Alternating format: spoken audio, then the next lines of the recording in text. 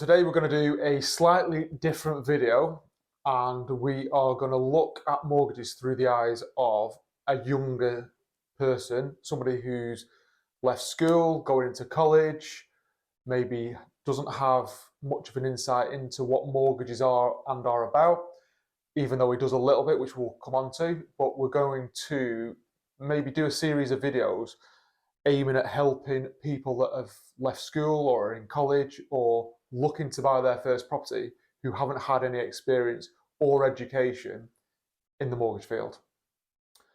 So, Lewis has kindly agreed to help me out in this video. Lewis is a friend of GoMortgage. He lives close to the office. He has helped us out on various things throughout the build of the offices, and he has some knowledge of mortgages based on the fact that his dad has properties in the buy-to-let business. But we're going to find out from Lewis what he knows and what he's learned from school or college and where he sits knowledge-wise in regards to mortgages and financial services in general. First question that I'm going to ask Lewis in regards to what we're talking about: what is your knowledge of mortgages, and having just left school, what education is there in regards to mortgages, credit files, that kind of thing? Yeah, okay. So when I was in high school, we didn't have a lot of knowledge about mortgages and credit files. If you was interested in stuff like that, you kind of had to figure it out yourself. You had to go out there, Google the information, and there wasn't a contact to speak to about mortgages.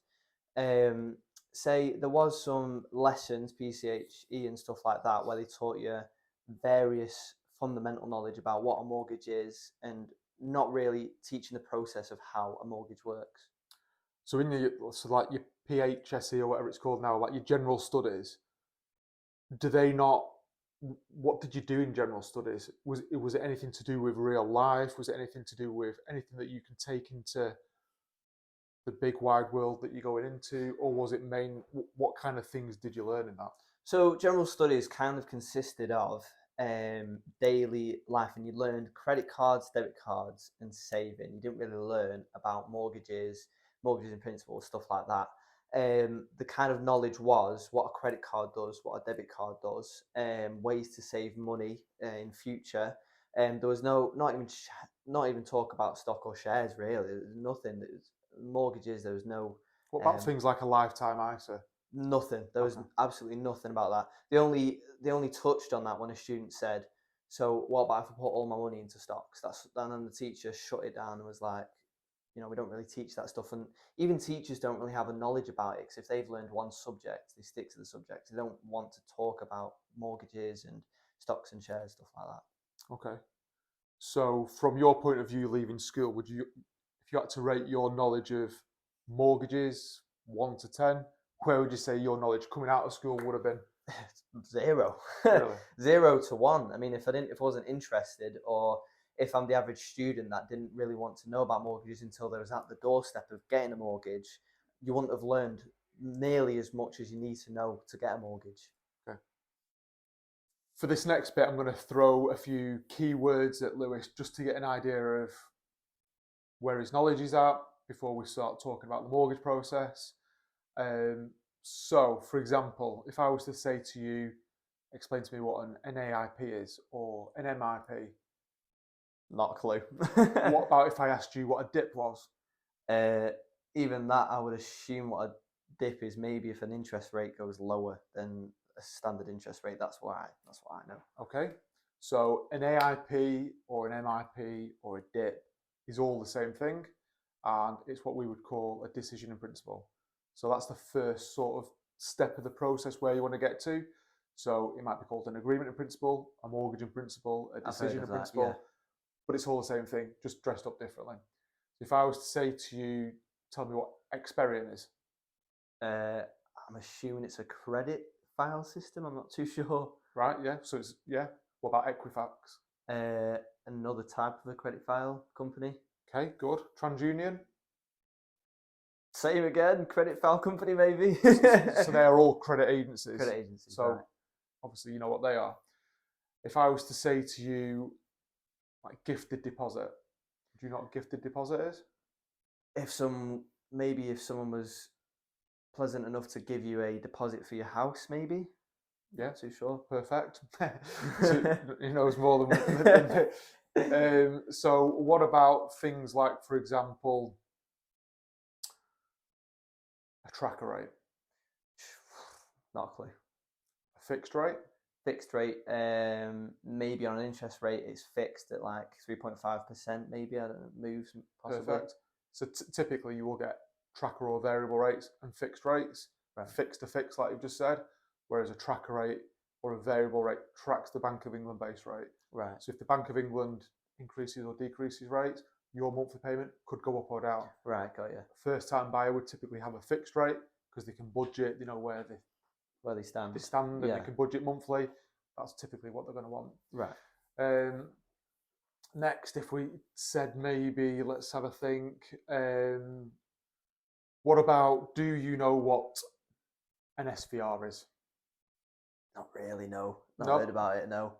So the SVR is what we would call the lender's standard variable rate. So when your fixed rate finishes, if you do nothing with your mortgage, you would go back to their standard variable rate, Right. where your monthly payments go up. Right. What about LTV? I've heard it briefly, maybe a loan to value, Yeah. where you put so much money in your house and then the lender puts in so much money of their money into your house, and then you kind of loan, you have a bit, they have a bit. Yeah, kind of. So loan to value is the percentage. So your mortgage as a percentage of the value of the property. So obviously if you've got a 100 grand property, you've got a mortgage of 90,000, you've got a deposit of 10,000, your loan to value would be 90% loan to value. Right. So you're putting in 10%, they're borrowing the rest. The mortgage is 90%. Right, got you. By BTL. You should know what this is. Buy to let mortgage. Yeah, buy to let mortgage. What about a let to buy? Do you know what a let to buy is? Is that third party maybe? I'm not too sure. No, so a let to buy would be someone who has got a property already, maybe a residential property, and rather than selling their house to buy the next one or the onward purchase, they would let their property out as a buy to let. Right, but it's called a let because they're buying, so let to buy. Right. So it's a buy to let, but just packaged a bit different. Right, got you. Good. So process wise, if you're now, let's go on 2 years and you've finished college, you've got your job, and you've got your deposit saved, you start in the mortgage process. Where would Lewis start? What would be the first thing that you would do? First off, I'd go find a house where I'm happy with. That's what I think. I'd go say, right, okay, I'll go look on Rightmove or Unique or stuff like that. Go have a look. Right, found my house now. What's Unique, just for the viewers? Unique, a estate agency where you can look for houses for sale, houses to rent, and stuff. That's what I think anyway. Okay. So I'd go found my house, and then I'd approach someone like GoMortgage and say, look, I've got this house, I really, really want it, please get it me. And then then from there I'd kind of leave it in their hands in terms of, and I think what the first thing they'd ask me is, how much money have you got? Where's your deposit? What's your job looking like, and have you got a spouse? That's what I think they'd ask me, and based on them variables, they would either say, yeah, we can help you, or I would say, we'll get a better job. That's where I think I'm at. Okay, so good overview of obviously what you think. We would do things a little bit differently. So from our point of view, you've gone and found your property on Rightmove, you've booked a view with Unique, like you said, you've been with your lovely girlfriend, and you've fallen in love with this beautiful little 2-bed terrace in Blackpool somewhere. Yeah. You've already set your sights on it. You think you've moved in. You've chosen all your colours, but you don't even know if you can get a mortgage. Yeah. So you've already been to your estate agent, done your viewing. You're about to put your offer in, but you don't know if you can afford it. Right. So from our point of view, we advise all our clients, before you even start looking, have a tentative look. Obviously, get an idea of what sort of house prices are and the areas that you want to live, but you need to know that you can get a mortgage. Right, get the lender's money for that then. Exactly. So going back to our first questions before, what's an AIP, an MIP, a DIP? You need to get to that stage before you even start looking. Right, got you. So that you've got your agreement in principle. Right. Yeah, it's not a guarantee of a mortgage offer, but it's the lender saying, yes, at this stage, we are happy to go to full application. So we would first of all, if you're local, we'd have a chat with you in the office. We'd get you on our portal, or we'd do the fact find with you. We'd get all your documents. So, for example, if I said to you, Lewis, what documents are you going to need for a mortgage? What do you think you would, if I didn't give you a list, what documents would you bring in with you? I'd say proof that you live in the UK. I would say 3 to 6 months maybe of bank statements to show that you've got an adequate income.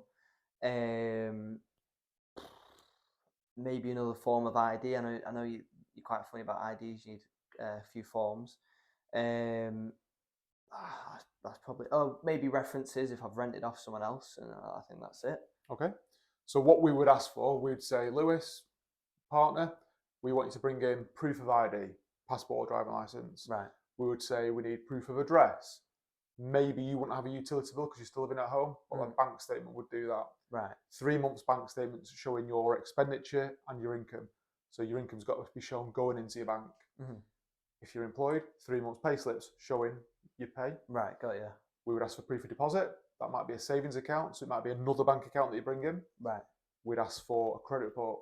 So going back again to the credit agencies, we would give you a link for a company called Check My File, multi-agency report, and we'd ask you to bring that in as well.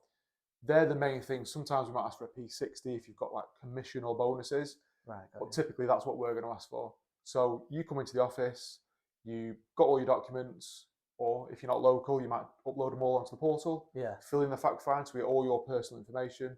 At that stage, then we will go away, speak to the lenders, find the best lender based on your circumstances, find your maximum affordable loan, and we would then have what's called a decision in principle certificate, which you can then go and show all your estate agents, and you then know that you can borrow X amount. You know you are good to go. Right. So before you found your property, you know how much you can borrow, how much is going to cost you monthly, so that you're then in a position where once you found the house of your dreams, you can put your offer in knowing that you're pre-prepared. You've done as much as you can do before you do the full application. Got you. So stepping back, what you said about the portal, say if I wasn't local, say if I lived in London. Yep. How do I get my documents to you using the portal? Yeah, so you just go onto the portal and you download them as a PDF, like your bank statements, and then you upload them to the portal, all safe and secure, and we have access to all your documents. Right, got you. Awesome, that's pretty cool. Yeah. Yeah, I think I know the process now, to be honest. Good. Yeah. Okay, so we're at the stage now where you've got your decision in principle, you're actively looking at properties, and you're at that stage. What do you do? So you found your property. Yeah. I'm asking you, what you're at the stage where you want to proceed, move forward.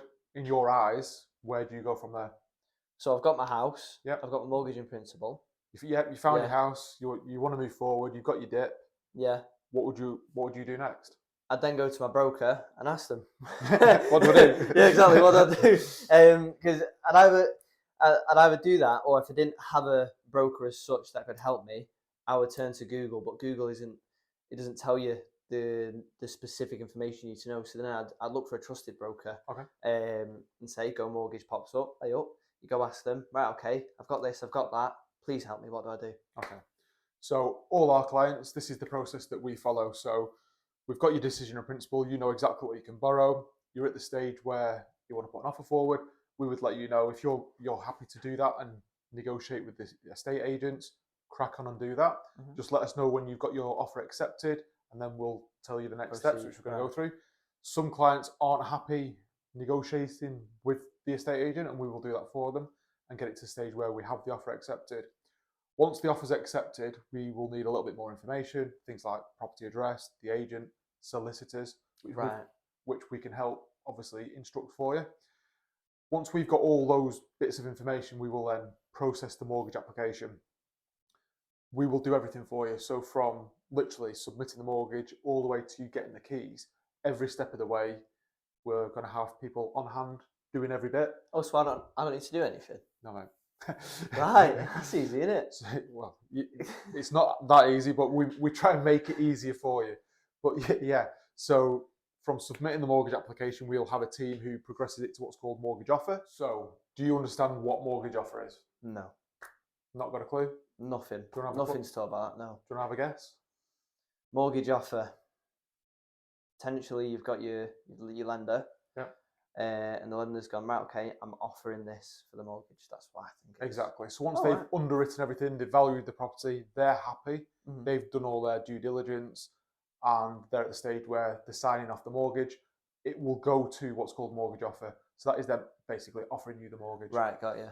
At that stage, I'll get a copy, client will get a copy, and the solicitor gets a copy. And at that stage, the solicitor starts doing the legal side of the transaction. Right. Again, we have a team. So once it goes to offer, we have a team that deals with the post offer, which is then basically liaising with the estate agent, the solicitors, and making sure that things are moving nice and smoothly, taking all the stress away from the client, Right. all the way up to getting the keys, basically. Right. Sounds easy. Yeah, not that easy. So just going back to the process, if I was to say to you, explain to me what a conveyancer is, what's a conveyancer? No idea? If I was to say to you, what's a solicitor? I know. Yeah. So a solicitor, somebody helps you with like legal fees and stuff. So they Yeah. take a well, not a massive, but quite a big portion of money, and then and then in return they'll sort out legal stuff for you. Okay, so a conveyancer is basically a property lawyer. Right. So when you're doing a property transaction, buying, selling, you'll get a conveyancer to do the legal side of the transaction. Right. So Okay. conveyancer is just a name for a solicitor that deals with property. Right. A lot of the time, first-time buyers don't have a clue where to start. We have a trusted panel of conveyancers that we can instruct on your behalf, that we deal with and work with regularly. We've got a good relationship with them. So again, making that process a little bit smoother, because things do take time and conveyances can be a little bit slow at times. But again, we've got staff that are constantly making sure, giving them a nice kick up the bum, making sure things are moving smoothly. Oh yeah. So we've outlined the mortgage process quite basically. Hopefully that's helped you and the viewers sort of explain what the process is and give you a bit of insight from, well, through the eyes of somebody who's maybe leaving school or at college age, preparing for getting a mortgage in the next few years. At this stage, we're going to let Lewis ask me some questions, just to see sort of how that goes. So far away, Lewis. Thank you. Right, first question would be, right, okay, I've just turned 18. I'm eligible to start my credit score. What's the best way of doing it? So I've heard stuff like go get a credit card, put your fuel on it, make sure you pay it off, slowly building it up. Is that the best thing to do, or what would you know, 18? Yes, as soon as I turned 18, my dad, who is a mortgage broker and financial advisor, got me a credit card. So, like you say, at 18, you're then able to go and get credit, things on credit. And up until the age of 18, you haven't got a credit score because you've had no credit. So it's hard for somebody to then go and get credit when you've got no credit history. Right. That's what lenders are going to look at to say, shall we lend Lewis some money? Shall we let them get a mobile phone on credit? Well, you've got no previous history. They've got nothing to go off. So whatever credit you can get to begin with, I would say get, but make sure that you use it correctly. So for example, if you bank with the Halifax and they will allow you to get a little £500 credit card, get it, but keep the balance low, keep using it. And by using it, getting your fuel or whatever it is, food, you're actively showing that you can use credit correctly and you're building your credit score up. At such a young age. Yeah, even if it's a mobile phone and your mum and dad have previously paid for your phone contracts, but at 18 you decide, right, I'm going to go and get a new phone, I'm going to get it on credit, I'm going to pay for it monthly, that is going to build your credit score. So whatever you can do to get credit is going to build your credit score. Right. There's other little things that you can do as well. So for example, again, you're still living at home with mum and dad and you're not on the voters roll. By registering to vote at your address, that's going to boost your credit score up. It might boost it up by 50, 60, 80 points. But that's showing people where you live. By registering on the electoral roll, everyone else can see where you live, where you are, what your history is. And that's what they like. They want to know, they want to be able to see where you've been, what you do, what your credit history is. So getting credit, a lot of people, older generations will say, don't get credit, save up and pay for it, which is fantastic. But when you're coming to buy a house for 150, 300, 500, whatever it is, it's going to take you a long time to save to go and buy that. To go and buy you it need outright. credit at times, Yeah. so you have to build a credit score up. Right. Next question. Next one is, all right, say I'm doing amazing at my job and I'm doing really well. So I've come to you, I'm like, right, okay, I'm bossing my job. Look at my statements. Can I afford this £150,000 house? Yep. Right. So yeah, okay, right, leave it with me and my team. And then say I slip up, I lose my job. Okay. Say that income's not coming in anymore. I'm not getting £1,000 a month, say. What happens now? I've lost my job. Are we talking pre-completion, so before you've completed on the property, or after and you're currently living in the property? After. So I'm living in the property. Yeah. I've got mortgage payment. I lost my job on the 10th. Mortgage payments on the 23rd. What do I do? So the first thing I would do is go and get a job doing anything to make sure you've got money coming in. Yeah. As far as the lender's concerned, because it's completed, obviously you're like contractually obliged to pay your monthly payments. So you could ring and speak to the lender and they would advise what help that they would do whilst you've not got a job. That might be you might get a payment holiday, they might put you on interest only a bit to lower your monthly payments. But at the end of the day, you've got to make your monthly payments. If it was pre-completion and you're still in the application process, it's a massive change to personal circumstances. So you would want to inform your broker or your lender that you've lost your job. And obviously at that stage, you wouldn't then get a mortgage because your affordability would change. You've no longer got a job. Right, yeah. It's no longer affordable. You won't be able to proceed. Right, got you. So after completion, ideally you want to be getting a new job as soon as possible. Yeah, okay. Next question would be, a few of my friends wanted to ask this. Okay, so they're going for this house, same again, 140, 150,000. Do we pay stamp duty on that? I've heard that phrase quite a few times. So stamp duty, do we pay that? So again, depends location-wise. It depends where you are in the UK. Yeah. If you're up north like us, where house prices are lower, you might, as a first-time buyer, the exemption is £300,000 before you start paying stamp duty. So you might be lucky. If you're a first-time buyer in London, where house prices are extremely expensive, you might still have a bit of stamp duty to pay, but your allowance is up to £300,000 before it kicks in. Right, as a first-time buyer. Got you. Yeah. What is stamp duty? Stamp duty, I believe it's money that the government take out. Or take money you've got to pay the government. I don't know what for, but I think you just pay the government that money. But it's a tax. Right. So when some form of money. It's a tax on buying a property. Right. So the government charge stamp duty as a tax to people as a way of making money. Got you. So say like I want to sell this house. Yep. So I pay my mortgage off, sell the house. What tax do I pay then? Do I pay capital gains or? Not on a residential property. So if you've lived in that property for over 6 months, you won't have capital gains. So if you sell it for 150 and you've got a 100 grand mortgage, that 50 grand would come back to you. Right, got you. You can then put that either into your new purchase or new car or something. Yeah. Whatever you want. Yeah. If it's a buy-to-let mortgage that is like a business, then you would have capital gains to pay. Right. Potentially if it's due. Yeah. Thanks for those questions. Very good. Couple of things that I've just thought about as we were talking about that. So when we're looking at affordability to do with the mortgage, what kind of things do you think would affect your affordability? So when you're looking for like a maximum loan, what things are going to affect that? Maybe if I had finance payments, okay, or if I missed a payment on something, I just forgot the date, missed the payment. Okay. Yeah, I think that's it really. Okay. So the main things that are going to affect affordability are twofold. So your income is determined how much you can borrow. So many times, a lender will lend so many times your income, minus things like dependents. So if you've got children or adult dependents, that could affect your affordability. And then things like you said, credit commitments.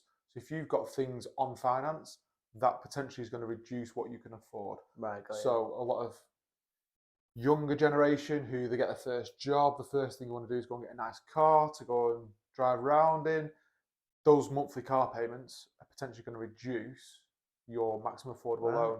So if you're buying it outright, that's absolutely fine. But if you've got something on finance, that is going to lower your maximum affordable loan.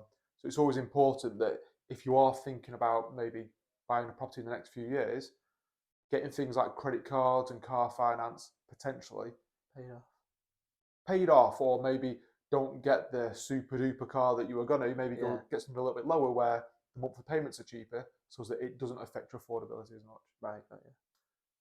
So we're going to wrap it up there. I want to thank Lewis. Massive thanks to Lewis for coming and doing this. Lewis is only 17 years old, and even though he has got a bit of a knowledge of mortgages, it's been really good to sort of get an idea of what is taught in schools. From our point of view, Lewis, obviously what we want to do is maybe do a series of videos for somebody of your age, maybe a little bit older as well, to talk through what all these types of things are and maybe go more in depth into things like affordability or credit reports or even bank accounts. Do you think that would be useful to have like a I don't know, a library of information on like a YouTube channel, or maybe for us even to go into schools and do this to somebody who it's just not taught in Yeah, schools? Do you no, think that'd yeah, be no, useful? yeah, 100%. Yeah, I definitely think you could do workshops, lessons, even if you did a podcast.